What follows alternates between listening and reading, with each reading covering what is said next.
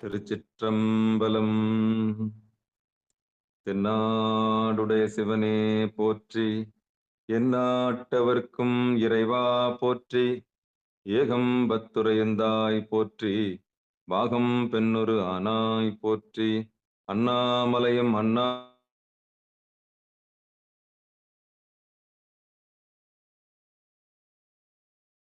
இலை மலையானே போற்றி போற்றி. நமச்சிவாய வாழ்க, நாதன் தாள் வாழ்க. அன்பர்களுக்கு ஆன்ம வணக்கம்.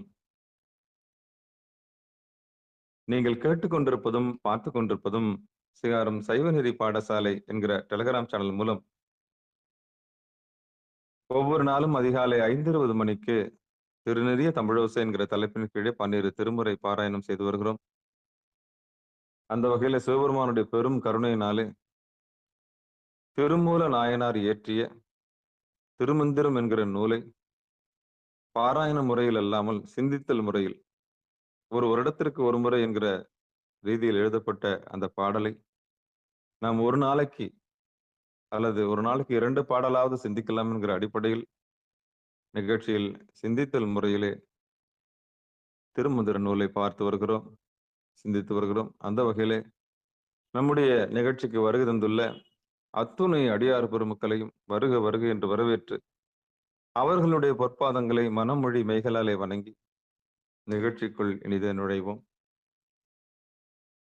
நற்றுணையாவது நமச்சிவாயவே. நிகழ்ச்சியை துவங்குவதற்கு முன்பதாக 12 திருமுறை ஆசிரியர் துதி, திருக்கோவிலை அடைதல், திருக்கதவம் திறத்தல், திருப்பள்ளி எழுச்சி போன்ற பாடல்கள் எல்லாம் பாடி நிகழ்ச்சியை துவங்குவதை ஒரு வழமையாக வைத்திருக்கிறோம்.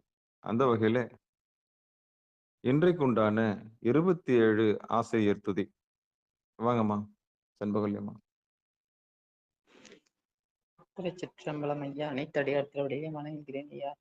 12 திருமுறையில் அருளிய அருளாளர்கள் திருஞான சம்பந்தர், வாகீசர் சுந்தரர், திருவாத ஊரர், மற்றை திருமாளிகை தேவர், சேந்தனார் கருவூரர், தெல்லு பூந்துருத்தி நம்பி, வருணான கண்டராதித்தர், வேணாட்டடிகள், வாய்ந்த திருவாலியமுதர், மருவு புருடோத்தமர், சேதிராயர் மூலர், மண்ணு திரு ஆலவாயார், ஒரு காரைக்காலம்மை, ஐயடிகள் சேரமான், ஒளிர்கீரர் கல்லாடனார், ஒன் கபிலர் பரணர் மெய்வுணர் இளம்பெருமானோடு, ஓங்கும் அதிராவடிகளார், திருமேவு பட்டினத்தடிகளோடு, நம்பியாண்டார் நம்பி சேக்கீழாரும், சிவநெறி திருமுறைகள் 12 அருள் செய்த தெய்வீகத் தன்மையோரே, சிவநெறி திருமுறைகள் 12 அருள் செய்த தெய்வீகத் தன்மையோரே. திருச்சிற்றம்பலம். நன்றிங்க ஐயா. ஐயா கொடுங்க ஞானபிரகாஷ் ஐயா.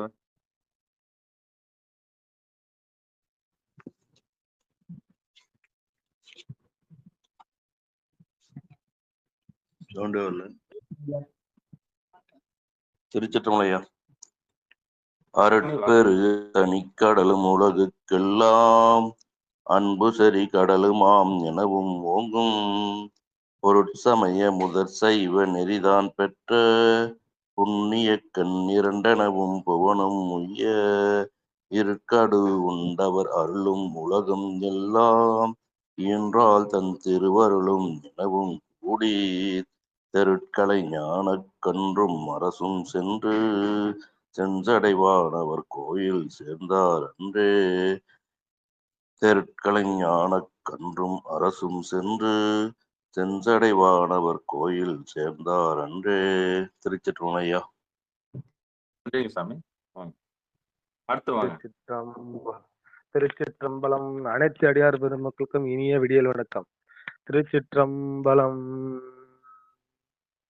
பெருமான் பேரானந்தத்து பிரியாதிருக்க பெற்றீர்கள். அருமாலுற்று பின்னை நீர் அம்மா அழுங்கி அரற்றாதே.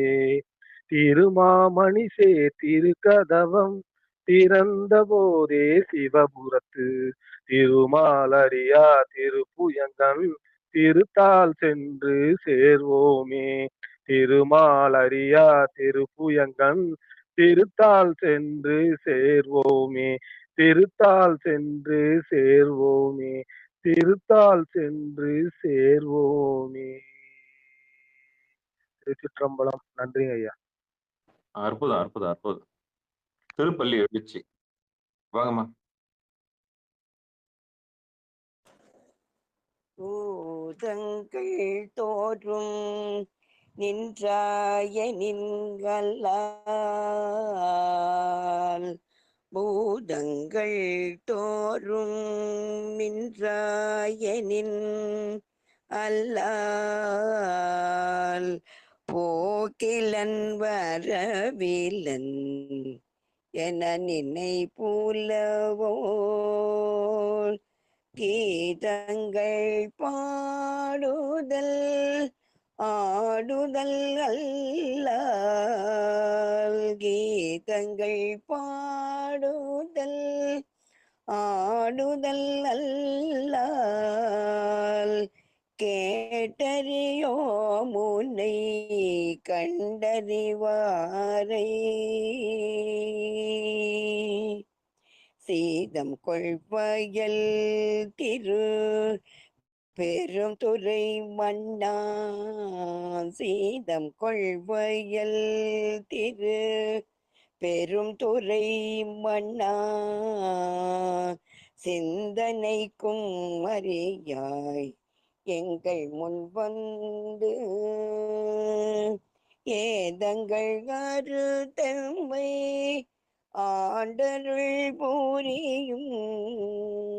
ஏதங்கள் கருத்தம்மை ஆண்டருள் பூரியும். எம்பெருமான் பள்ளி எழுந்தருளாயே. எம்பெருமான் பள்ளி எழுந்தருளாயே.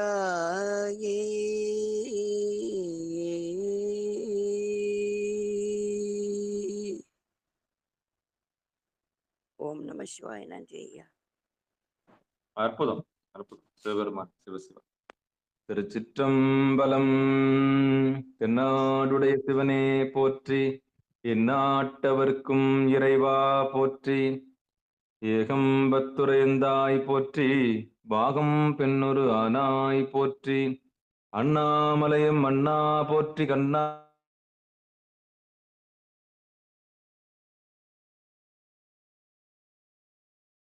இலை மலையானே போற்றி போற்றி. நமச்சிவாய வாழ்க. நாதன் தாள் வாழ்க. பெருமான் அருள் தரும் ஏலவார் குழலி உடனாகிய கட்சி ஏகமனுடைய திருவருள் கருணையினாலே திருமூல நாயனார் இயற்றிய திருமந்திரம் என்கிற நூலில் பாராயண முறையில் அல்லாமல் சிந்தித்து சிந்தித்து ஆலோசனை செய்து முழுமையாக அர்த்தத்தை புரிந்து கொள்ள முடியாவிட்டாலும் அதனுடைய சாராம்சத்தினுடைய ஆழத்தை ஓரளவு சிந்தித்து கடக்க வேண்டும் என்கிற ஒரு அவாவினாலே எப்பொருள் யார் யார் கேட்பினும் அப்பொருள் மெய்ப்பொருள் காண்பதறிவு என்கிற வள்ளுவர் குரலுக்கு ஏற்ப வெறுமனே பாராயணத்தோடு அல்லாமல் அதனுடைய சிந்தித்து பொருள் புரிந்து திருமந்திர நூலை அணுகலாம் என்கிற அடிப்படையிலே நாம் பார்த்து வருகிறோம். சொல்லிய பாட்டின் பொருளுணர்ந்து சொல்லுவார் செல்வர் சிவபுரத்தின் உள்ளார் சிவனடிக்கு என்று மாணிக்க வாசகருடைய கூற்றின் அடிப்படையிலே நாம் கடந்து செல்லுவோம். முயற்சி செய்வோம். முயற்சி செய்கிறோம். சிவசிவா. திருச்சிற்றம்பலம். ஓரளவு புரிந்து கொள்ள முயற்சி செய்கிறோம் என்றுதான் சொல்ல வேண்டும். முழுமையாக நம்மால் விளக்கம் சொல்ல முடியாவிட்டாலும் ஓரளவுக்கு புரிந்து கொள்வதற்கு. அத கற்றது கைமண் அளவு, கல்லாதது உலகளவு. அந்த அடிப்படையில நம்ம ஒரு நாளைக்கு ஓரிரு பாடல்களோடு நிகழ்ச்சியை நிறைவு செய்வோம். அந்த வகையில இன்றைக்கு 3ஆம் தந்திரத்தில் இயமம், நியமம், ஆசனம், பிராணாயாமம், பிரத்யாகாரம், தாரணை, தியானம் ஆக பகுதிகள் எல்லாம் இத்தனை அட்டாங்க யோகம் என்று சொல்லக்கூடிய இத்தனை பகுதிகள் எல்லாம் கடந்து சமாதி என்கிற கடைசி நிலையிலே நாம் நிற்கின்றோம். யோக நிலையிலே சமாதி என்கிற நிலையில் இருக்கின்றோம். அதிலே 19வது ஆமா மன்னிக்கவும் 4வது பாடல், சமாதியிலே 4வது பாடல் இன்றைக்கு சிந்திக்க இருக்கின்றோம். திருச்சிற்றம்பலம். விண்டலர் கோபமும் விந்ததத்தடவியும் கண்டுணர்வாக கருதியிருப்பார்கள். விண்டலர் கோபமும் விஞ்சத்தடவியும் கண்டுணர்வாக கருதியிருப்பார்கள். செண்டு வெளியீர் செழுங்கிரியத்திடை கொண்டு குதிரை குசை செருத்தாரே. செண்டு வெளியீர் செழுங்கிரியத்திடை கொண்டு குதிரை குசை செருத்தாரே. திருச்சிற்றம்பலம். பாடல் உண்டான பொழிப்புரை தர்மயாதன். சமாதி நிலை எய்தினவரை பிறர் மனதை புற விடயங்களில் ஓட விட்டு இருப்பவராக கருதி கொண்டிருப்பார்கள். சமாதி நிலை எய்தினவரை மனதை புற விடயங்களில் ஓட விட்டு இருப்பவராக கருதி கொண்டிருப்பார்கள். ஆயினும் அவர்களோ தமது மனத்தை தேய பொருளில் ஒடுக்கி விட்டிருப்பர்.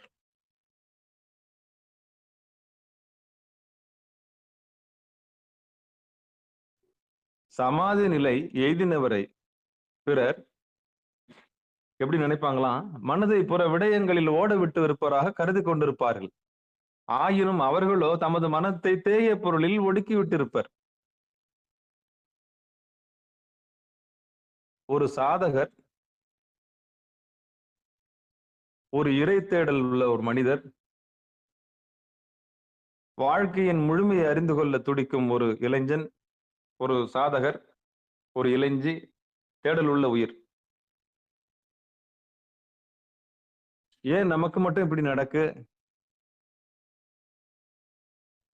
என்னுடைய விதி இப்படித்தானா? பிறவி பெரும் பயன்னா என்ன? பிறந்து நம்ம என்னத்தை கண்டோம்? இப்படி நிறைய கேள்விகளுக்கு விடை. வாழ்க்கையின் சாராம்சம் என்ன? வாழ்க்கையினுடைய முடிவு என்ன? அப்படின்னு ஒரு தேடல் எல்லாருக்கும் வரும் வாழ்க்கையில. அப்படி தேடல் வந்த ஒரு சாதகர் ஒரு ஒழுங்கை கடைபிடித்து, ஒரு ஈமத்தை கடைபிடித்து, ஈமத்துக்கு முன்னாடி எப்படி வேணாலும் வாழலாம்.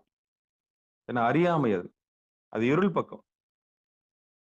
ஈமம்னு ஒண்ணு கிடைச்ச பிறகு, அதாவது இதுதான் வழின்னு ஒருத்தர் சொன்ன பிறகு, ஒழுக்கம்னு ஒண்ணு தெரிஞ்ச பிறகு, நல்லது என்று தெரிந்த பிறகு,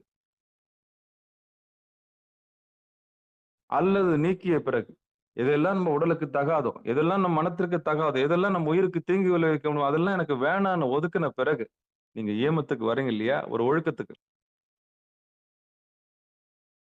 மரபணுக்குள்ள மரபடிப்படையில் வர்றவங்க இல்ல. சமுதாயத்தில் எந்த சமுதாயத்தில் பிறந்திருந்தாலும் அவர்களுக்கு ஒழுக்கம் என்று கேள்விப்பட்ட உடனே ஒன்று ஒழுக தொடங்குகிறார்கள் அல்லவா?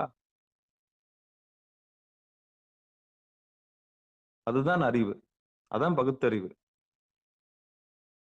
அந்த அடிப்படையில அல்லது நீக்கி நல்லது கைகொள்ளுகிற அந்த ஈமத்தில தேடல் உள்ள ஒரு சாதகன் தன்னை தூய்மைப்படுத்திக் கொள்ளுகிறான். புறந்தூய்மை நீரால் அமையும், அகந்தூய்மை வாய்மையால் அமையும். அப்போ தன்னைத்தானே தயார்படுத்திக் கொள்கிற அந்த இயமத்திலே தொடர்ந்து கடைபிடிக்கிற போது அது நியமமாக மாறுகிறது. அப்ப ஒழுக்கத்தை கையில் எடுத்தவர்களுக்கு ஒருபோதும் தோல்வி இல்லை. சோதனைகள் உண்டு. எந்த பொருள் நீங்கள் வேண்டாம் என்று சொல்லுகிறீர்களோ அந்த பொருள் உங்கள் கண் முன்னால் வந்து நிற்கும். விரும்பி போனால் கிடைக்காது. விரும்பி போனால் விலகி போய்விடும். விலகி போனால் விரும்பி வந்துவிடும். இது உலக இயற்கை. கேட்டு கேட்டு சீப்போன்னு ஆன பிறகுதான் வாழ்க்கையில உங்களுக்கு ஒரு விரக்தியும் வேதனை ஏற்பட்டு இறைவனிடம் வருவீர்கள். எதுவும் என் கையில் என்கிற அறிவு வரும். நடத்துவது இறைவன் தான் என்கிற பெரிய பிடிப்பு வரும். அதற்கு உலகியல் தோல்விகள் நிச்சயம் வேண்டும். நடத்துவது இறைவன் தான் என்கிற அறிவு என்பது வேண்டும் என்றால் நமக்கு வருத்தம் வேண்டும், கவலை வேண்டும், துக்கம் வேண்டும், வேதனை வேண்டும். இத்தனையும் எதற்குன்னா இறைவனுடைய திருவடியை மறந்ததனால். ஒரு உயிர் நடத்துவது இறைவன் தான் அறிந்து கொள்வதற்காக இத்தனையும் அது படுகிறது. ஏன் படுது? பாசத்தில் விழுந்து படுகிறது. அறியாமையினால் ஆசைப்படுகிறது. அறியாமையினாலே தொழில் கர்வம் கொள்கிறது. அறியாமையினாலே மயக்கத்தில் இருக்கிறது. இந்த ஆணவம், கண்மம், மாயை. அப்போ ஒரு சாதகன் ஒரு ஒழுக்கத்தை கடைபிடிக்கும் பொழுது இயல்பாகவே இந்த மூன்றிலிருந்து குருநாதருடைய அருளாலே கடக்க முற்படுகிறான். அதான் ஏமத்திற்கு. ஒரு ஒழுக்கத்தை தொடர்ந்து கடைபிடிக்கும் பொழுது இயமம் நியமமாகிறது. அந்த நியமத்திற்கு பிறகு ஆசனம் கிடைக்கிறது. தெளிவு வந்துருது. ஒரு தெளிவு வந்துருது. இயமத்துக்கு ஒரு ஆசான் கிடைக்கிறாரு. அப்புறம் தொடர்ந்து கடைபிடிக்கிறதுக்கு ஒரு ஆசான் கிடைக்கிறாரு. இதுலயே சரிய கிரியெல்லாம் முடிஞ்சு போகுது. அதுக்கப்புறம் ஆசனத்துக்கு வரும்போது யோகம் கிடைக்குது.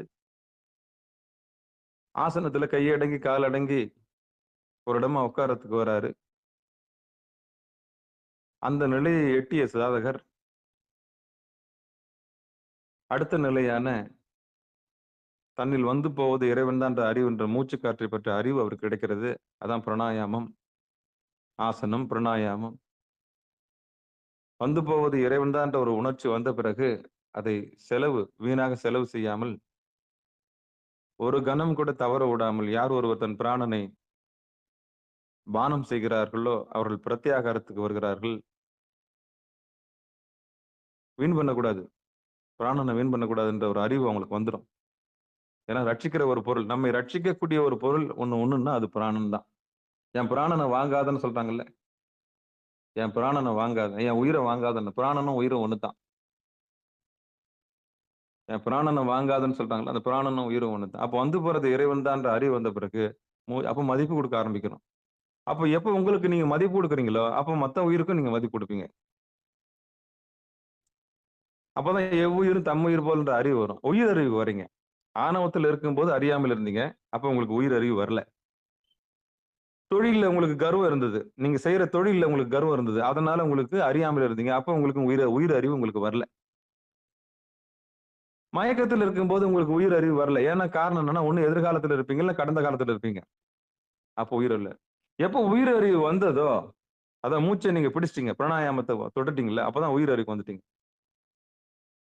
நடத்துவது இறைவன் தான். அந்த அறிவை மூச்சு வந்து போறது, உள்ள வந்து போறது மகேஸ்வரன் தெரிஞ்சு போன பிறகு அப்புறம் உங்களுக்கு என்ன வருது? ஒரு செல்ஃப் ரியலைசேஷன் வருது. அப்போ உயிர் அறிவுக்கு வந்துட்டு, உயிர் அறிவுக்கு வந்த பிறகு எல்லாரையும் மதிக்க ஆரம்பிக்கிறீங்க.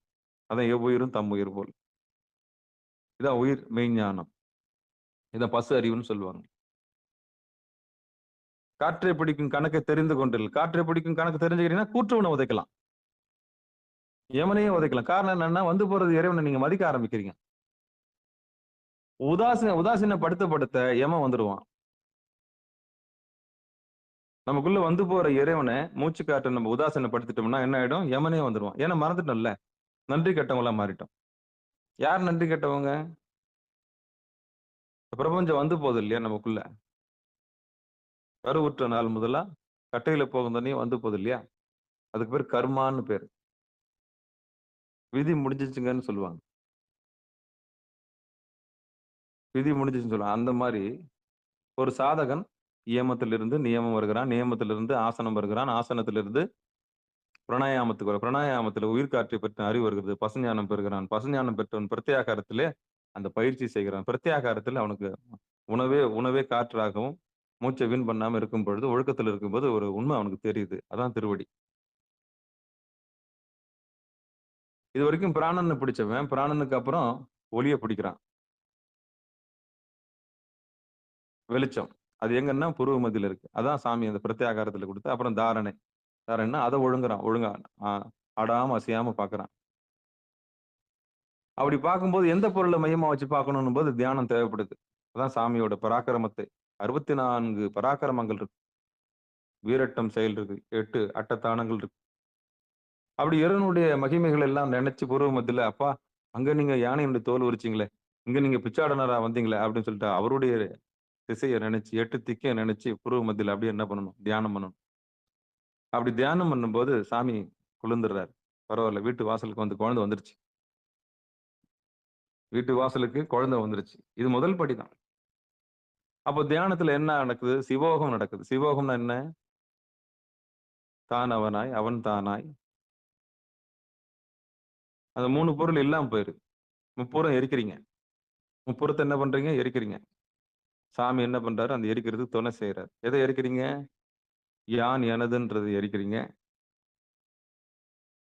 தொழில் கர்வத்தை எரிக்கிறீங்க.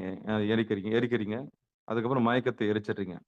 எரிச்ச பிறகு பசு அறிவு பெறுறீங்க. அதுக்கப்புறம் தலைவனுடைய அறிவை நீங்க பெறுறீங்க. அப்போ 2 கலக்குறீங்க சிவோகம் பாவனையில். அதான் தியானம். அதுக்கப்புறம் ஒண்ணு கிடைக்குது நம்மளுக்கு. அதுக்கு பேர் சமாதி. அந்த சமாதியில தான் இப்ப நம்ம 4வது பாட்டு சிந்திச்சிருக்கிறோம். பாருங்களேன், ஒவ்வொரு நாளும் இதை நான் அடிப்படையில இருந்து சொல்லணும்னா உங்களுக்கு புரியாது. என்னவோ சமாதி, என்னவோ சமாதி, என்னவோ சமாதி, அவ்வளவுதான். ஜீவ சமாதினா என்ன? வாழும் போதே ஒரு சாதகன் நான் என்கிற நிலைமையை கடந்து, தான் என்கிற மனத்தை கடந்து,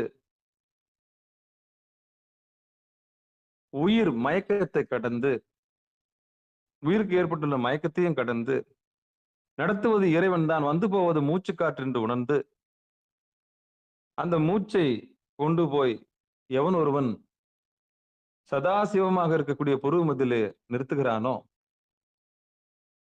அங்கு நின்று சாமியுடன் 2 கலந்து நிற்கின்றானோ அவனே சமாதி பாதத்தை எட்டியவன் ஆவான்.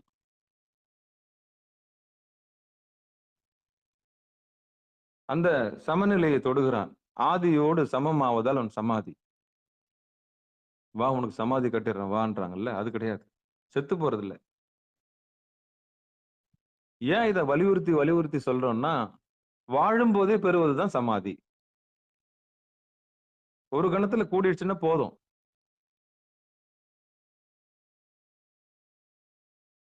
ஒரு கணத்துல கூடிடுச்சுன்னா போதும். நான் என்பதை அறியேன். எல்லாத்தையும் மறந்து நீங்க அப்படியே ஒன்றிட்டீங்கன்னா போதும்.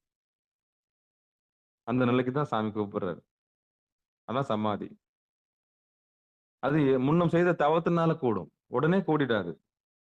பயிற்சி செஞ்சு நம்ம இறந்து போயிருப்போம்.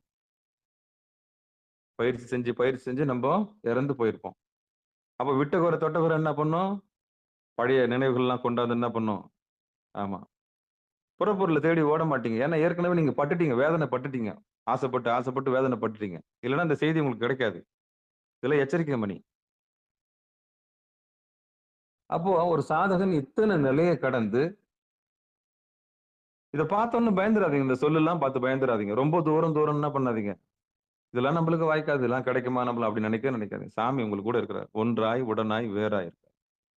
எப்ப வேறா இருக்கிறாரு? ஆணவம் கண்மம் மாயில இருக்க வரைக்கும் வேற இருக்கு. எப்ப உடனா இருக்கிறாரு? பசு அறிவு பெற்ற பிறகு உடனா இருக்கிறாரு. எப்ப ஒன்றா இருக்கிறாரு? நடத்துறது இறைவன் தான். அந்த பசு போய் சரணடைதல்ல பதிக்கிட்ட. அப்போ ஒன்றாய் உடனாய் வேறாய் என்ற தத்துவம் சித்தாந்த அடிப்படையில உள்ள போய் சேர்றீங்க. அப்படி மெர்ஜ் ஆகிற நேரம் தான் சமாதி. ஏகாந்தமா இருக்கிறீங்க. இனிது ஏகாந்தம் இனிது. அப்படி சமாதி நிலைக்கு வந்த ஒரு சாதகன் பார்க்கிறதுக்கு எப்படி இருப்பாராம்? மனசை புற இடங்களில் ஓட விட்டு போறான். குதிரை மாதிரி. விண்டலர் கூபமும் விந்த கடவியும் கண்டுணர்வாக கருதி இருப்பார்கள். அவர் பார்த்தா எப்படி இருக்கும்? 10ஓட 11 மாதிரி தெரியும். அவரு தானே சாப்பிடுறாரு, அவரு தான் மலம் மூத்திரம் போகுது, அவரு தானே நம்மள போல இருக்கிறார். இல்ல, சான்ஸே இல்லை, சான்ஸே இல்லை. இருப்பார், அப்படி பாக்குறதுக்கு அப்படி தெரியும். ஆனா அவர் கலந்துருப்பார்.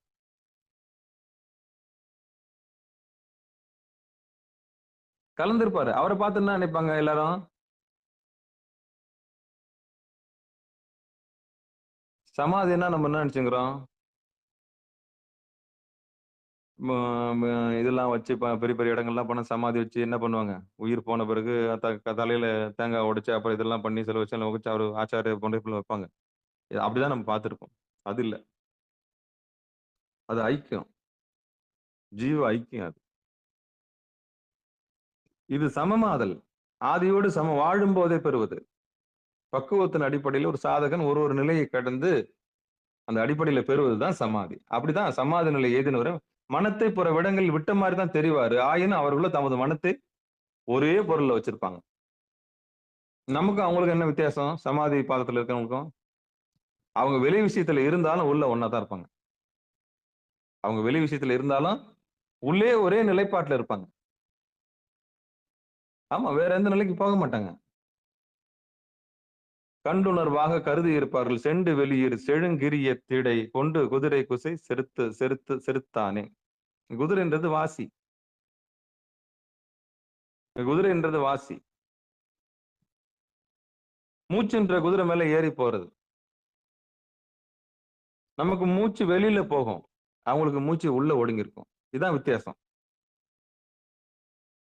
போன பாட்டுல பார்த்தோம் இல்லையா? மனம் எங்க இருக்குதோ அங்கதான் மூச்சு இருக்கும். நினைவு எங்க இருக்குதோ அங்கதான் நம்மளுக்கு மூச்சு இருக்கும்.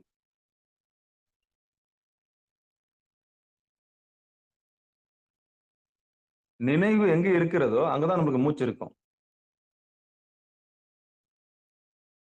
இதுதான் செய்தி. அப்ப இந்த பாடல் விண்டலர் கூபமும் விந்த தடவியும் கண்டுணர்வாக கருதி இருப்பார்கள். செண்டு வெளியீர் செழுங்கிரிய திடை கொண்டு குதிரை குசை செருத்தானே. இதுதான். இப்போ இதன் அடிப்படையில மாணிக்கவாசகனார் ஒரு ஐயா எழுதின புத்தகத்துல இதுக்கான ஒரு செய்தி கொடுத்திருக்கிறாங்க. இந்த செய்தி கொஞ்சம் பார்த்துருவோம். சிவசிவன் விண்டலர் பிளந்து கொண்டு வெளிப்படும் கூபம் கிணறு இங்கு இறையருள் ஊற்றெடுத்தலை குறிக்கும். தியான யோகத்தில் ஈடுபட்டு சமாதி கூடியிருப்பவர்களுக்கு மனவெளியில் ஆண்டவன் அருள் வெள்ளம் ஊற்றெடுத்து பாயும். இறைவனது மேலான பரம்பொருள் தத்துவம் வெளிப்படும். இதனை உணர்ந்து அவனோடு ஒன்றி அவன் நினைவாக இருப்பவர்கள் உச்சித்தலையாகிய மலையில் உணர்வு ஒடுங்கி இருக்கும். இந்த நிலையில் மனம் என்னும் கயிற்றால் பிராணனாகிய குதிரை இழுத்து கட்டுதல் இயலும். அதான் சொல்ற. மனம் என்னும் கயிற்றால் பிராணனாகிய குதிரை இழுத்து கட்டுதல் இயலும் அப்படின்னு சொல்லப்படுது. இந்த குதிரை அடங்கணும். இந்த குதிரை அடங்கணும். அப்போ மனவெளியில் ஆண்டவன் அருள் வெள்ளம் ஊற்றெடுக்கும் பாயும். இறைவனது மேலான பரம்பொருள் தத்துவம் வெளிப்படும். இதனை உணர்ந்து அவனோடு ஒன்றி அவன் நினைவாக இருப்பவர்கள் உச்சித்தலையாகிய மலையில் உணர்வு ஒடுங்கி நிற்கும். இந்நிலையில் மனம் என்னும் கயிற்றால் பிராணனாகிய குதிரை இழுத்து கட்டுதல் இயலும் அப்படின்ற ஒரு செய்தி கொடுக்கிறார். இப்போ மனக்குதிரை அடங்குவதற்கு புருவ மத்தியம் எவ்வளவு முக்கியம்னு பாருங்க. ஆரம்பத்துல இதை நீங்க ஒரு விளையாட்டா எடுத்துக்கிட்டீங்க. அடியன் சொல்லும்போது ரொம்ப ரொம்ப கேர்லெஸ்ஸா பாத்தீங்க. இந்த உயிர் அடுத்த நிலைக்கு வரணும். கோயிலுக்கு போனீங்க, சரி, அது காலம் இல்லாம போய்க்கின்னு இருப்பீங்க. ஏன் எதுக்குன்னு யோசிக்க மாட்டீங்க? இது என்னன்னு கேட்க மாட்டீங்க? அப்படியே அடுத்த தலைமுறைக்கு சொல்லி கொடுத்துட்டீங்க. எங்க தாத்தா பண்ணார், நான் செஞ்சேன். எங்க அப்பா பண்ணார், நான் செஞ்சேன். நாளைக்கு என் பேரனும் அதே தான் பண்ணுவான். அப்படியே விட்டுருவீங்க. அப்படி இல்லை. வழி வழியா பண்ணின்னு வரீங்க. வழி வழியா நீங்க இன்னும் அந்த பகுத்தறிவு எல்லைக்கு வரவே இல்லைன்னு தான் அர்த்தம். உண்மைத்தன்மையை உணராம இருக்கிறீங்கன்னு அர்த்தம். அப்ப ரோபோமர் இயந்திரம் மாதிரி தான் நீங்க பூஜை பண்ணிருக்கிறீங்க. இயந்திரம் மாதிரி தான் நீங்க பூஜை பண்ணிருக்கிறீங்க.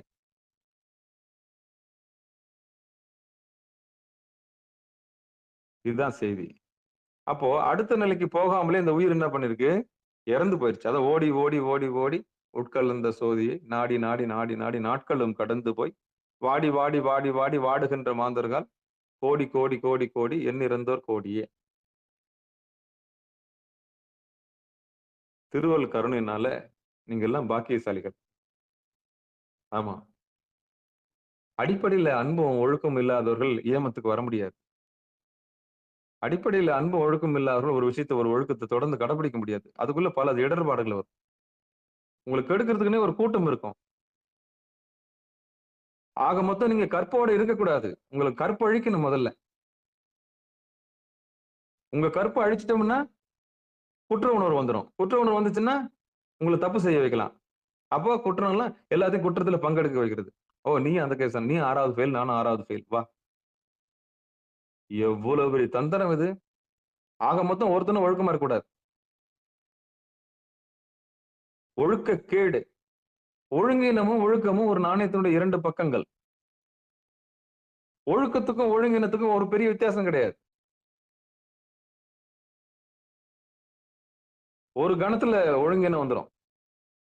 எச்சரிக்கையா இருக்கணும். ரொம்ப ரொம்ப எச்சரிக்கையா இருக்கணும். கற்பழித்தல்னா என்ன? கற்புன்னா ஒழுக்கம், ஒழுகுதல்.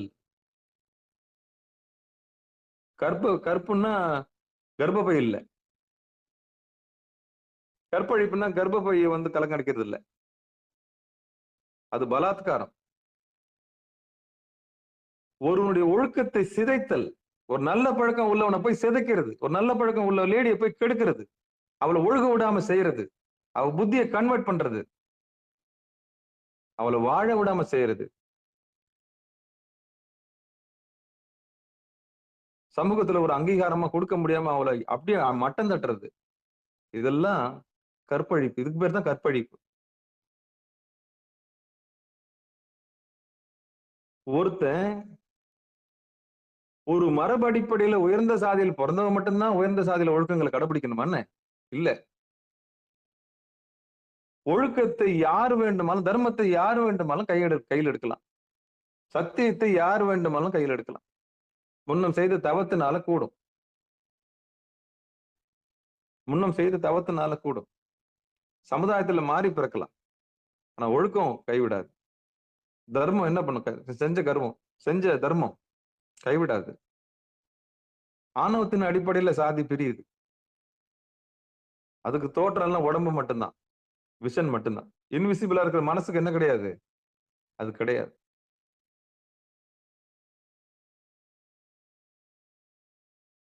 அப்போ இந்த உடலை கடக்கணும். இந்த உடலுக்குண்டான அடையாளங்களை கடக்கணும். முத்திரைகளை கடக்கணும். அதாவது யான் எனதுன்ற செருக்குகளை கடக்கணும். அலங்காரங்களை கடக்கணும். கடந்து மனசை கடக்கணும். அடுத்து மனம் ஒரு மாயா சமுத்திரம். அந்த மாயா சமுத்திரத்துல இந்த கரையிலிருந்து அந்த கரைக்கு போறதுக்கு யார் வேணும்? ஒரு குருநாதர் வேணும். இது ஒரு பாழும் சமுத்திரம். இது இந்த சமுத்திரத்துல இருந்து அந்த கரைக்கு போறதுக்கு தான் நமக்கு ஆகும். இது ஒரு மருத்துவமனை. இந்த உலகம் ஒரு மருத்துவமனை. இங்க பிறந்திருக்கிற நம்ம எல்லாம் ஒரு நோயாளி. இதான் சித்தாந்தம் சொல்லுது. பூரணம் கண்டவர் பூமிக்கு வர காரணம் இல்லையடி குதம்பாய். நம்ம பூமிக்கு வரணும்னு அவசியம் இல்லை. பூரணமா நீங்க பரிபூரணமா இறைவனோட கலந்து இருந்தீங்கன்னா நீங்க இங்க வரணும்னு அவசியமே இல்லை. வினை அடிப்படையில உங்களுக்கு ஆனா பெண்ணா, ஹைட்டு, வெயிட்டு, எவ்வளவு நாள் இருக்கணும், அதெல்லாம் எதன் அடிப்படையில? கர்ம அடிப்படையில நீங்க வரீங்க. கேவல நிலையில இருந்த ஆணவத்துக்கு கொஞ்சம் கர்மாவை கொடுத்து, கொஞ்சம் மயக்கத்தை கொடுத்து சாமி என்ன பண்றாரு? இந்த மண்பாண்டத்தை பூமிக்கு அனுப்புறாரு. இது வந்த வேலையை முடிச்சுட்டு போறதுதான் வந்தது. இது வந்த இடத்துல என்ன பண்ணிடுச்சுன்னா, கொடிக்கு, அதாவது என்ன சொல்லுவாங்க, இருக்க இடம் கொடுத்தா படுக்க பாய் காட்ட மாதிரி இது வந்த உடனே என்ன பண்ணிடுச்சு, அங்கலாப்புல வந்த வினையை கழிக்கிறதுக்கு விட்டுட்டு புது வினையை கூட்டிடுச்சு. அங்கலாப்பு, ஆசை. எந்த ஆணவத்து இந்த கர்ம ஒழியணும், கர்மாவையும் மயக்கத்தையும் கூட்டி அமைச்சாரோ களிமண்ண பூமிக்கு, இது என்ன பண்ணுச்சு, மேலும் மேலும் பெருக்கி பெருக்கி பெருக்கி ஆசைப்பட்டு வினையை கூட்டிடுச்சு. வினையை அறுக்க வந்தது வினையை கூட்டிடுச்சு. அதுதான் நம்ம செஞ்சுனுக்கிறோம். அதுதான் நம்ம செஞ்சுன்னுக்கிறோம். அப்ப வினை அடிப்படையில் தான் ஒருத்தனுடைய ஆயுள் தீர்மானிக்கப்படுது, கர்மா. வினை அடிப்படையில் தான் கருப்பு சிகப்பு தீர்மானிக்கப்படுகிறது. வெறும் வினை அடிப்படையில் தான் பால் பேதம் உண்டாகுது. வினை அடிப்படையில் தான் 84 லட்சம் யோனி பேதமும் உண்டாகுது. வினைக்கு ஏத்த மாதிரி தான் உடம்பு, கர்மாவுக்கு ஏற்ற மாதிரி தான். அதுக்கு பாவ புண்ணியம் தேவைப்படுது. சாமி செதுக்கி அனுப்புறாரு, போய் முடிச்சுட்டு வான்னு. எவ்வளோ கர்மா. அப்போ இந்த மருத்துவமனைக்கு வந்த இந்த உயிர் ஆணவத்தினாலையும் கண்மத்தினாலையும் மயக்கத்தினாலையும் என்ன பண்ணுச்சு, செட்டில் ஆகிறதுக்கு பாக்குது பூமியில. ரொம்ப காலம் குச்சி அடிச்சுக்கின்னு வாழலாம்னு நினைக்குது. சத்தியமா இல்லவே இல்லை. இதுல வேற வீம்பு வேற, சவுடால், வரட்டு சவுடால் வேற, வரட்டு கௌரவம் வேற. வந்துக்குது, மருத்துவமனைக்கு வந்துக்கிறோம். அதுல ஏசி இருக்குது, நர்ஸுங்க நல்லா கவனிக்கிறாங்க, சொகுசு இருக்குதுன்னு சொல்லிட்டு நோய் தீர்ந்த பிறகும் இங்க இருக்கணும்னு பிரியப்படுறது, மயக்கம் தீர்ந்த பிறகும் இங்க இருக்கணும் பிரியப்படுறது. அது நல்லா தெரிஞ்ச ஆச்சாரியமார்கள்லாம் போதுன்றவாங்க. மலம் மூத்திரம் அவஸ்தை, எத்தனை அவஸ்தை, உயிர் அவஸ்தை, உடம்பால் அவஸ்தை, உயிரால் அவஸ்தை, மனசுனால அவஸ்தை, எத்தனை அவஸ்தையெல்லாம் கடக்கணும். ஆனா இதை கொண்டாடுதுங்க இதுங்க. ஹாப்பி பர்த்டே டு யூ, விஷயம் தெரியாம கொண்டாடுதுங்க. தெரிஞ்சதுன்னா என்ன பண்ணணும்னா பணிவு வந்துடும். அதுக்கு பிரசவம் தானே சொல்றான், பிரசவம் தானே சொல்றான். அப்போ வந்த இந்த மருத்துவமனையில வந்த வேலை முடிஞ்சிட்டு போறதுக்காக வந்த இது என்ன பண்ணிச்சுன்னா, ரொம்ப நாள் இருக்க போறன்ற நினைப்புல என்ன பண்ணிருக்குது, சவுடால் பேசினுக்குது. எப்போ? ஆணவத்தினால, கண்மத்தினால், மயக்கத்தினால். அப்போ குருநாதனுடைய பார்வை பட்ட பிறகு, ஒரு ஞானியுடைய பார்வையோ சாமியோட பெருங்கருணையோ பட்ட பிறகு ஆணவம் அடங்கி நிக்குது, கண்மம் ஒடுங்கி நிக்குது, மயக்கம் தீர்ந்து போகுது. அப்போ பசு அறிவு பெற்ற பிறகு இந்த உலகத்தினுடைய பிடிப்பு எல்லாம் போகுது. இது மருத்துவமனை உணர்ந்துகிட்டு எட்ட வந்துருது. சீச்சே, இதுக்கப்புறம் இது கூட லோல் பண்ண முடியாது. அதான் உயிர் உயிர் உயிர் விஞ்ஞானம் பெறுகிறது, உயிர் அறிவு பெறுகிறது. அப்படி உயிர் அறிவு பெறத்துக்கு தான் வாழ்க்கையில ஒரு ஒழுங்கை தேடி, ஏமத்தை தேடி, நியமத்தை தேடி, சரியை கிரிய யோக ஞானத்தெல்லாம் பயிற்சி செஞ்சு ஒரு பக்குவப்பட்ட ஆன்மாவாக இது மிளிர்ந்து வருது. அப்படி வரும்போதுதான் இந்த விஷயம் அதுக்கு கிடைக்குது. ஒவ்வொன்றுத்துக்கும் ஒரு குருநாதர் கிடைக்கிறார், வாழ்க்கையில சொல்லித்தரத்துக்கு வராரு. ஒழுக்கமா இருக்கிறதுக்கு ஒரு குரு வராரு, அந்த ஒழுக்கத்தை தொடர்ந்து கடைபிடிக்கிறதுக்கு ஒரு குருநாதர் வராரு. அதுக்கப்புறம் ஆசனத்துல ஒரு குருநாதர் வராரு, பிராணாயாமத்துக்கு ஒரு குருநாதர் வராரு, அதுக்கப்புறம் பிரத்யாகாரத்துக்கு ஒரு குருநாதர் வராரு, தாரணைக்கு ஒரு குருநாதர் வராரு, தியானத்துக்கு ஒரு குருநாதர் வராரு, சமாதிக்கு ஒரு குருநாதர். இப்படியே மாறி மாறி சாமி வந்து என்ன பண்றாரு, மானுட சட்டை தாங்கி வந்து அந்த உயிரை பக்குவப்படுத்துறதுக்கு வந்து சேர்றாரு. இதான் அங்க இருக்கிற ரகசியம். அப்போ வாசின்ற குதிரை ஏறணும். இந்த சேரமான பெருமான் ஏறினார் இல்லையா, சுந்தரமூர்த்தி சுவாமிகள் ஏறினது என்னது, வெள்ளை யானை, ஓங்காரம். யானையினுடைய அடையாளம் என்ன, ஓங்காரம். ஓங்காரத்தை பிடிச்சவங்க எல்லாருமே லயத்தை பிடிச்சிடறாங்க. லயம் தான் ஆலயம். எப்பவுமே ஒரு லயம் இருந்துகிட்டே இருக்குது நமக்குள்ள. இம்முன்ற சத்தம் நல்லா காதை மூடி பாருங்க, இம்முன்ற சத்தம் கேட்கும். அது மகாரம், அகார உகார மகாரன்ற ஓங்காரத்தின் மொத்த உருவம் அந்த இம்மு. அதான் பிரணவ மந்திரத்திலே மகா மந்திரம் என்று அழைக்கக்கூடியது ஓம் மந்திரம். இந்த ஓம் மந்திரத்தினுடைய வெளிப்பாடு தான் சிவய நமச்சிவய. பிரணவத்தை போய் தொடும், பிரணவ தேகத்தை போய் தொடும். அப்படி பிரணவ தேகமா இருக்கிறது முழு முதல் கடவுள் யாரு, விநாயகர். அந்த ஓங்காரத்தை பிடிச்சி அவனுடைய அருளால நம்ம முக்தி அடைகிறோம். அப்படித்தான் ஓங்காரத்தை அனுபவிக்கிறார். யாருக்கு? தான் என்னை முன் படைத்தான், அது அறிந்துதன் புன்னடிக்கே. இப்ப ஏறாரு, எது மேல ஏறாரு, அந்த வெள்ளை யானை மேல, ஓங்காரத்து மேலதான் ஏறாரு. இதுக்கு முன்னாடி முந்திக்கிறார் ஒருத்தர். இவரு யானை மேல ஏறினா ஒருத்தர் குதிரை மேல ஏறாரு. குதிரைன்றது வாசி, குதிரைன்றது வாசி,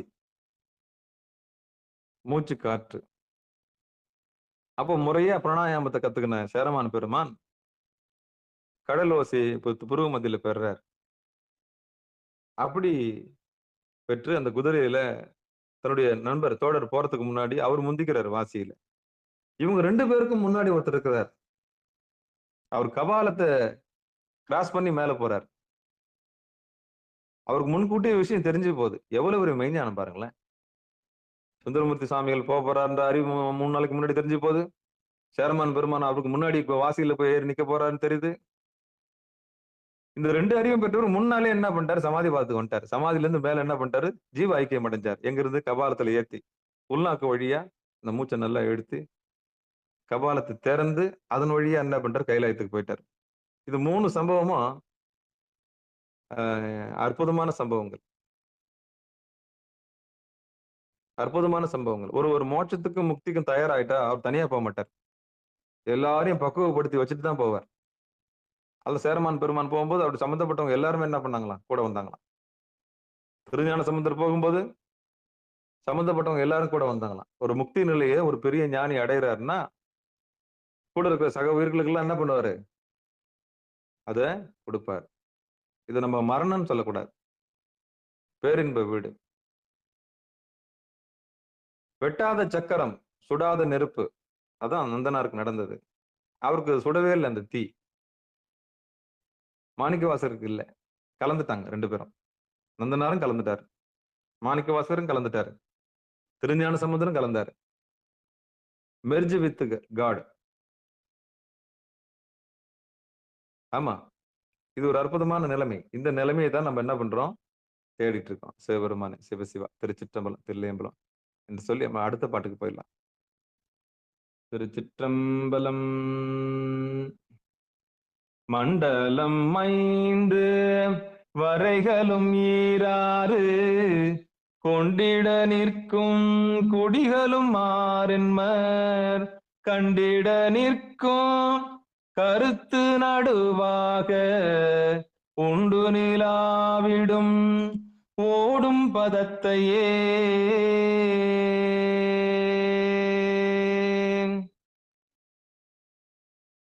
இது இடைச்சர்கள்னு ஒரு பாட்டு இருக்கு.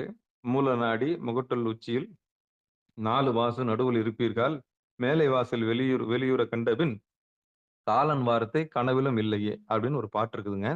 இந்த பாட்டு சைவன்.org போட்டிருக்கு. ஆனா தர்மயாதனத்துல அதை விலக்கிட்டு இருக்கிறாங்க. அதனாலதான் நான் அடியன் டைரக்டா என்ன பண்ணிட்டேன், அந்த 5வது பாட்டுக்கு போயிட்டேன். சரிங்களா? அந்த பாட்டுக்கு சிந்திக்கணும்னா சிந்திக்கலாம், சிந்திக்காமலும் விட்டுடலாம். சிவபெருமானே சிவசிவா திருச்சிற்றம்பலம். எதன் அடிப்படையில அதை குறுக்குல வச்சிருக்காங்கன்னு தெரியல. இந்த மாதிரி ஒரு 47 பாடல்கள் இருக்குங்க திருமந்திரத்துல. மொத்தம் 3000 பாடல்கள்ல 42 பாடல்கள் எப்படி வந்தது, ஏன் வந்ததுன்னு இன்னைக்கு வரலாம் என்ன பண்ண முடியல, சொல்ல முடியல. இருந்தாலும் திருவருள் கருணையினால நம்ம அந்த சொல்லப்பட்ட அந்த பாடலையும் நம்ம என்ன பண்ணுவோம், பாடிட்டு அதுக்கப்புறம் தர்மயாதனத்தில் இருக்கிற மாதிரி விஷயத்துக்கு போகலாம். அந்த பாடலை முதல்ல பாடிடுவோமா? சிவபெருமான சிவசிவா திருச்சிற்றம்பலம் தில்லையம்பலம். மூல நாடிய முகட்டழகு உச்சியுள் 4 வாசல் நடுவில் இருப்பீர்கள், மேலை வாசல் வெளியுற கண்ட பின் காலன் வார்த்தை கனவிலும் இல்லையே.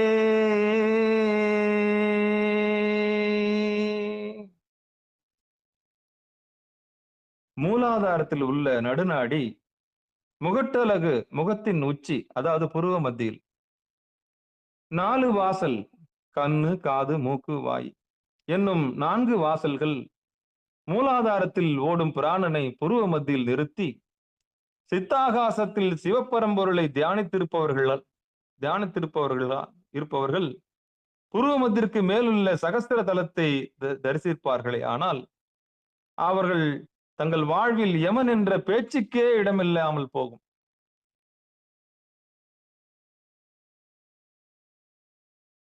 அவனுடைய வாழ்நாளில் யமன் என்ற பேச்சுக்கே இடமில்லாமல் போயிடும். மூல நாடி மூலாதாரத்தில் உள்ள நடுநாடி முகட்டழகு முகத்தின் உச்சி புருவ மத்தி 4 வாசல் கண்ணு காது மூக்கு வாய் மூலாதாரத்தில் ஓடும் பிராணனை புருவ மத்தியில் நிறுத்தி சித்த ஆகாசத்தில் சிவபரம்பொருளாகி தியானித்திருப்பவர்கள் புருவ மத்திக்கு மேலுள்ள சகசர தலத்தை தரிசிப்பார்களே ஆனால் தங்கள் வாழ்வில் யமன் என்ற பேச்சுக்கே இடமில்லாமல் போகும். இதுதான் பாட்டுக்கு நான் அர்த்தம். நான் ஏற்கனவே சொன்னேன், கண்ணுதான் சக்கரம், காதுதான் சங்கு.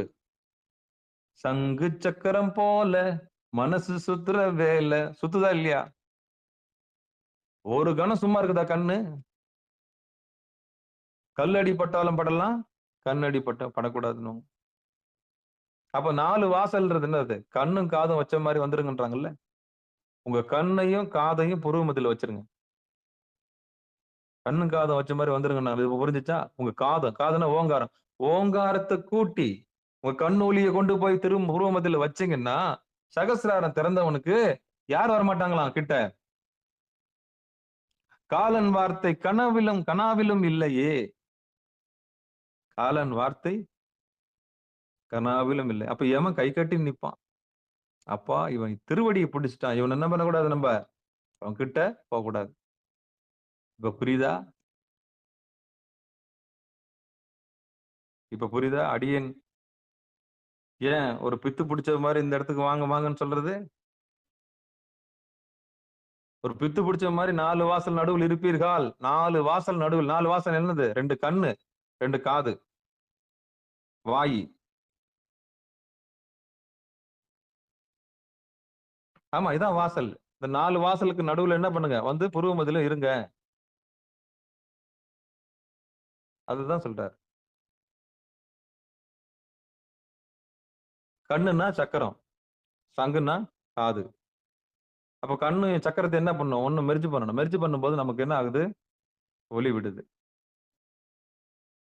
கண்ணு, காது, மூக்கு, வாய், இந்த 4 வாசல். இந்த 4 வாசத்தினுடைய கவனத்தை என்ன பண்ணணும்? கரெக்டா புருவ மத்தியில்ன்ற வாசல்ல வைக்கணும். அப்போ சிவபெரும்பொருளை நீங்க உணரலாம். அப்படி உணர்ந்தோம்னா யம பயம் இல்லாது போகும். யமன் நம்மள கிட்ட கூட என்ன பண்ண மாட்டான், அதாவது கிட்ட வரவே மாட்டான். முதல்ல யமன் வரதுக்கு ஒண்ணு ஆயத்தமே இல்லை. ஆனா முயற்சி பண்ணணும். அதுதான் ஆசை. அது குருநாதருடைய அருள் வேணும். கேட்கணும், விரும்பி கேட்கணும். ஈகோவை விடணும். முதல்ல ஆணவத்தை விடணும். ஆணவத்தை விட்டுட்டு தான் கேட்கணும். 75 வயசா இருக்கட்டும், 80 வயசா இருக்கட்டும், இது எப்படிப்பான்னு கேட்கணும். அப்படி கேட்டாதான் வழி கிடைக்கும்.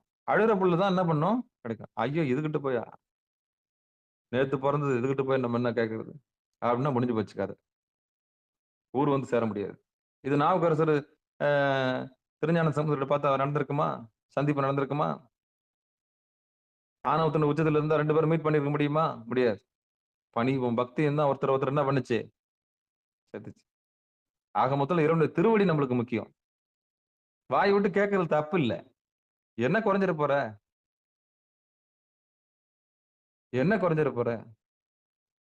அப்ப யமவயம் இல்லாது போனோம்னா இந்த பாடல் நமக்கு சொல்ற ரகசியம் இதுதான். மூல நாடி, நடுநாடியில நிக்கணும்.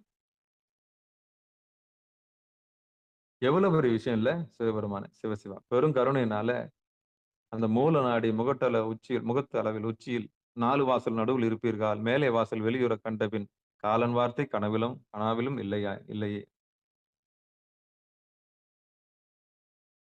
இத வைணவர்கள் வந்து நாம மாதிரி போட்டிருப்பாங்க. அது ஏன் போட்டிருக்கான், எதுக்கு போட்டிருக்கான் தெரிஞ்சு போறான்னு தெரியல, நம்ம விட்டுருந்து தெரியுதா? தேவையில்லை.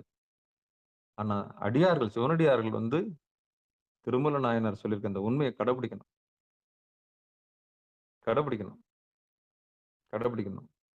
அடுத்த நிலைக்கு வரணும். அடுத்த நிலைக்கு வந்தாதான் கேட்கணும். வாய் விட்டு கேட்டு அடுத்து எந்த நிலையில இருக்குன்னு கண்டுபிடிக்கணும். ஒவ்வொருத்தரும் தன்னை அனலைஸ் பண்ணணும். நம்ம சரியில இருக்கிறோமா, கிரியில இருக்கிறோமா, யோகத்துல இருக்கிறோமா, ஞானத்துல இருக்கிறோமா, அனலைஸ் பண்ணணும். ஒவ்வொருத்தரும் தன்னை புடம் போட்டு பார்க்கணும். நம்ம ஆணவத்துல இருக்கிறோமா, கண்மத்துல இருக்கிறோமா, இல்ல மயக்கத்துல இருக்கிறோமான்னு பார்க்கணும். இல்ல உயிர் அறிவியல் பெற்றுட்டோமான்னு பார்க்கணும். இல்ல பதிஞானத்துக்கு வந்துட்டோமான்னு பார்க்கணும். தன்னை தானே 5 நிலையில புடம் போட்டு பார்க்கணும். எல்லாருக்கும் ஆணவம் இருக்கத்தான் செய்யும். ஆனா அடங்கி இருக்கணும். அதான் பக்குவம். எல்லாருக்கும் தொழில் கர்வம் இருக்கத்தான் செய்யும். ஆனா பொதுவில் வந்துட்ட பிறகு அடங்கி இருக்கணும், ஒடுங்கி இருக்கணும். நீ கலெக்டரா கூட இரு, வீட்டுக்கு வந்துட்டு நீ வந்து ஒரு இல்லத்தரசன், அவ்வளவுதான். நீ வாத்தியாரா கூட இரு, ஆனா வீட்டுக்கு வந்து அதிகாரம் பண்ணக்கூடாது. உன் தொழில் கர்வத்தை இங்க காமிக்க கூடாது. புரியுதா? தொழில் கர்வம்னா என்னன்னு? கர்மா. இந்த உலகத்துல நான் மட்டும்தான் அதை பண்றேன்ற நினைப்பு வேற இருக்கும். இந்த உடம்பால வந்த கர்வமே இன்னும் போல. நாங்களாம் அந்த இதுங்க. நீங்களா சரிங்க. இது எங்க பிரியுது? ஜாதியால பிரியுது. ஆணவம் தான் பிரிக்குது. அப்ப இத்தனை பேதங்களை கடந்து ஒரு உயிர் அறிவு பெறதுக்கு எவ்வளவு அவஸ்தை இல்ல? சிவபெருமானே, சிவசிவா சொல்லி மாளாத அவஸ்தை. சொல்லி மாளாத பேதங்கள், முரண்பாடுகள், முரண்பாடுகள் மத்தியில வாழ்க்கை. நிலையில்லாத பொருள் நம்மள வந்து ஆளுது. நிலையான பொருள் எதுன்னு தெரியல. செல்வம் எதுன்னு தெரியல.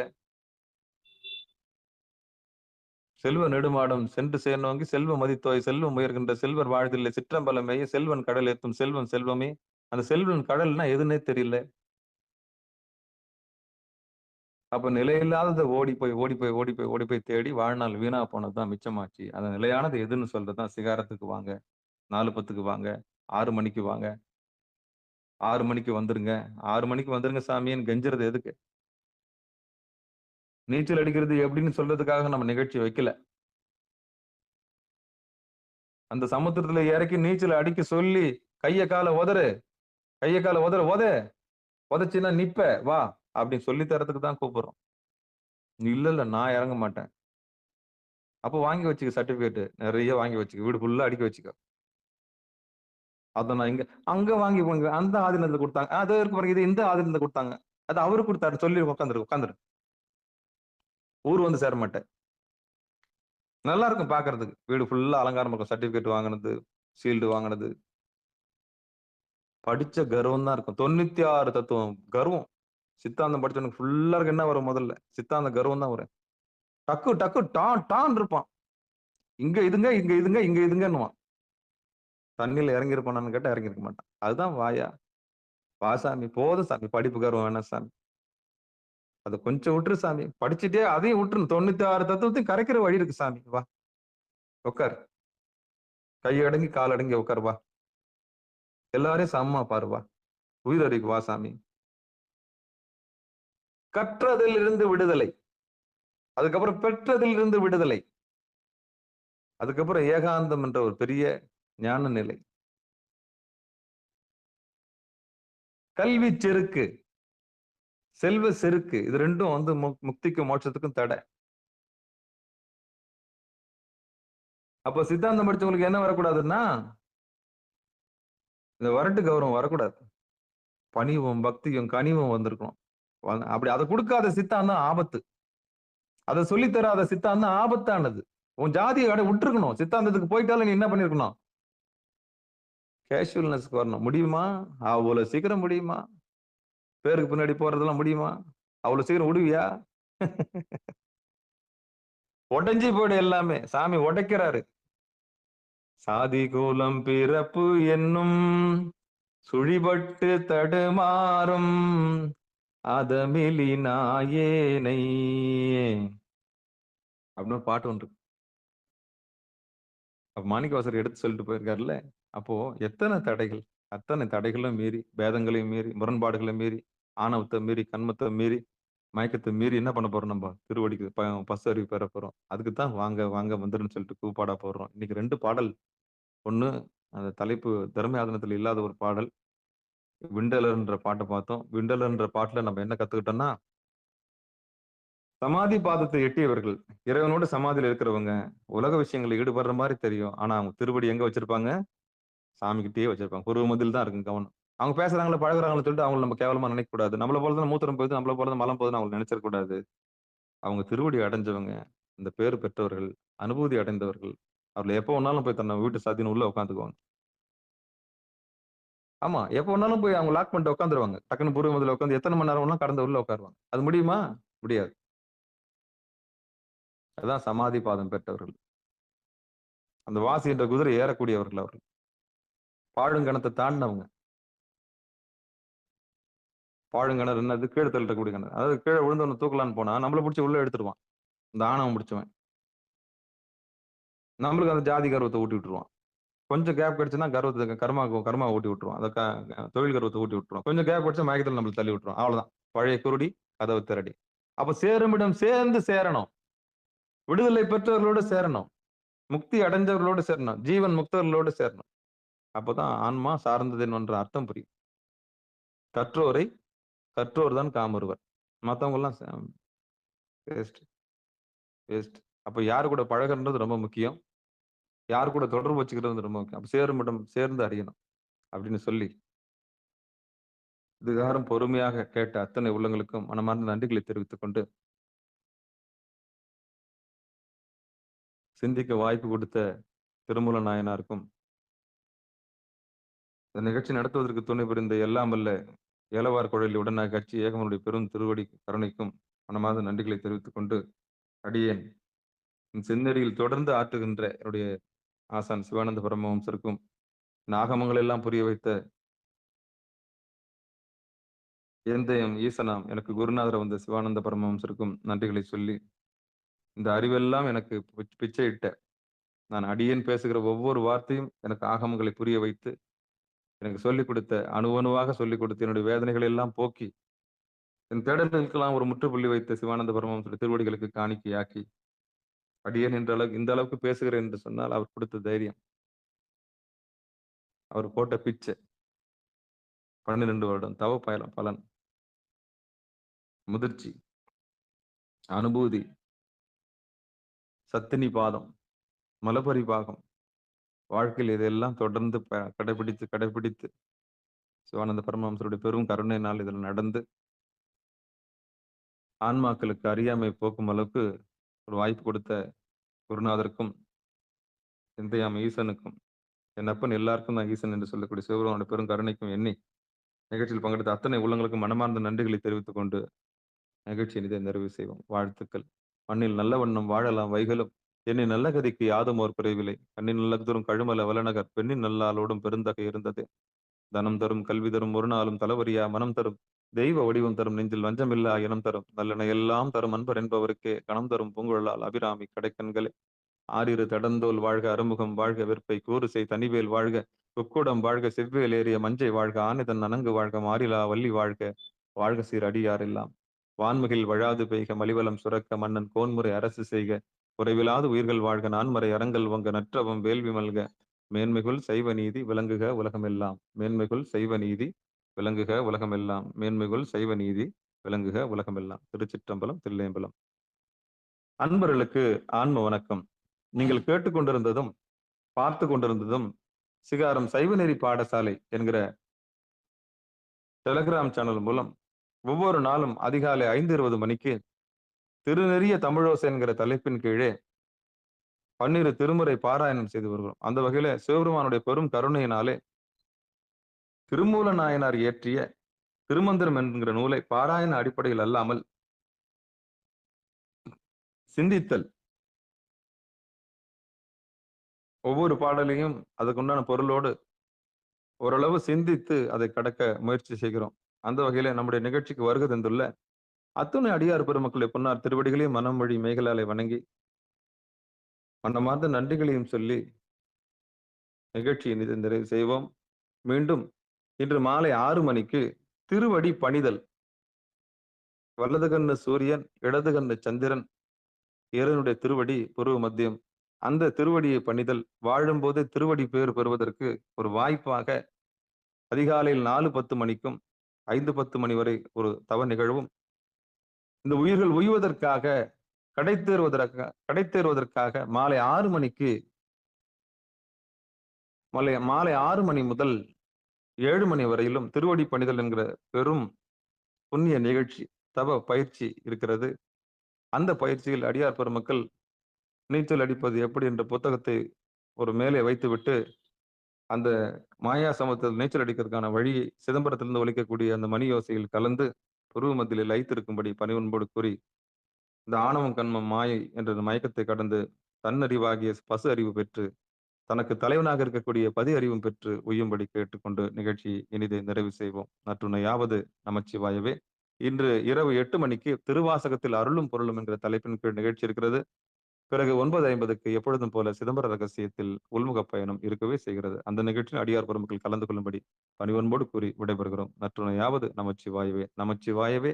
ஞானமும் கல்வியும் நமச்சிவாயவே! நானறி விச்சையும் நமச்சிவாயவே! நான் அவையேத்துமே நமச்சிவாயவே! நன்னெறி காட்டுமே என்று கூறி விடைபெறுகிறோம். திருச்சிற்றம்பலம், தில்லையம்பலம். பங்கெடுத்த அத்தனை உள்ளங்களுக்கு மீண்டும் ஒரு முறை நன்றி தெரிவித்துக் கொள்கிறோம். நன்றிங்க. அனைவருக்கும் வணக்கம். சந்தேகம் இருப்பின் அடியனுடைய கட்புலனில் தொடர்பு கொள்ளலாம். நன்றிங்க. வணக்கம்.